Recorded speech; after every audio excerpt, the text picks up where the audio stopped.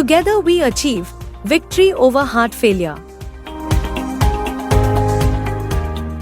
Hello and welcome to our podcast. I am Dr. Sathwik Raj, consultant cardiologist at Jaideva Hospital, Bangalore. Today we are delving into a silent epidemic that India is combating, that is heart failure. In India, the majority of patients grappling with heart failure are surprisingly young individuals. It's a common occurrence to witness young adults seeking medical assistance for heart failure. Unlike the Western countries, where heart failure is predominantly a disease of the elderly. So in India, we encounter individuals at one decade earlier presentation for heart failure. So let's break down five essential insights on heart failure. Firstly, what does it mean when a doctor tells you that you have heart failure? So, when people get a diagnosis of heart failure, they think it's the end of their lives. However, the term heart failure can seem frightening, but it simply means your heart is struggling to pump blood as efficiently as it should. The ejection fraction, also called as EF, measures how well your heart pumps blood. So it is the amount of blood pumped out of heart's lower chambers. They are called as ventricles each time it contracts. While a normal ejection fraction is around 50 to 70%, that is the range. However, individuals with heart failure typically have an ejection fraction of 30% or lower.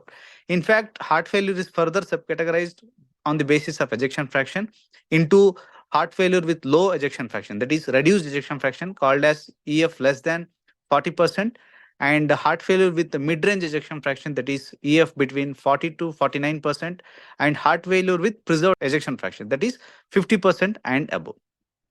Secondly, why are so many Indians affected by heart failure? Genetics play a significant role. Indians are genetically more vulnerable to cardiovascular diseases. Furthermore, as we are all aware, hypertension, diabetes, obesity, and smoking habits worsen this epidemic, contributing to more prevalence of heart failure. So, moving on to what are the signs and symptoms of heart failure? So, basically, we should watch out for confusion, fatigue, in particularly exertional dyspnea, that is exertional shortness of the breath, that is important.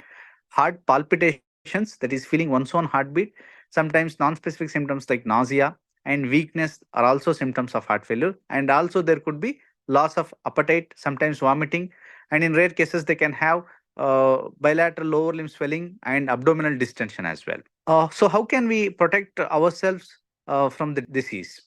Our hearts work incredibly hard to keep us alive.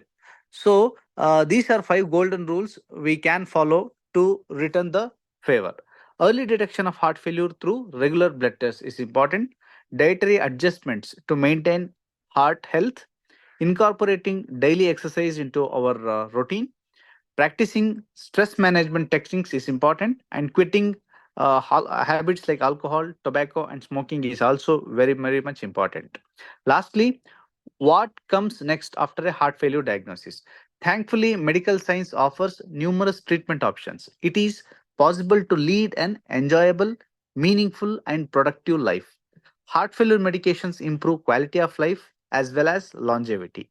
Sometimes devices like biventricular pacemakers, implantable cardiovascular defibrillators called as ICD, and heart valve repair or replacement are also helpful. And a last resort treatment option is heart transplantation. That is the final treatment in case of failure of optimal medications or failure of other device therapies. The lifetime risk of congestive heart failure is 1 in 5 for both men and women. And remember, awareness and proactive measures are key in combating this silent epidemic.